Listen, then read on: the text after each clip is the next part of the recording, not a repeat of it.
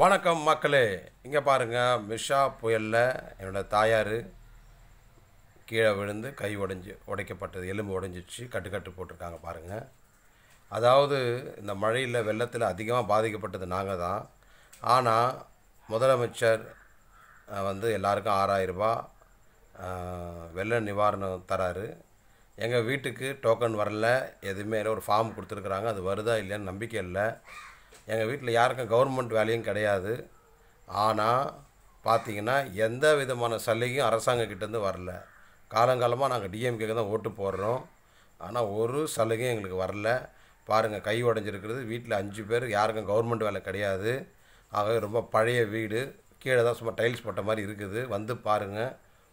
அதனால் தயவுசெய்து இந்த வீடியோவை எனக்கு முடிஞ்ச வரைக்கும் ஷேர் பண்ணுங்கள். முதலமைச்சர் பார்க்கட்டும், ஏதாவது ஒரு உதவி கிடையாது. 6000 ரூபாவது எங்களுக்கு கிடைக்க ஒரு உதவி செய்யட்டும். அந்த உதவி, அந்த 6000 ரூபாய் கிடச்சிதுன்னா எங்களுக்கு ரொம்ப பிரயோஜனமாக இருக்கும். தயவுசெய்து இந்த வீடியோவை ஷேர் பண்ணுங்கள், இந்த வீடியோவை சப்ஸ்கிரைப் பண்ணுங்கள், சேனலை லைக் பண்ணுங்கள். பாய்.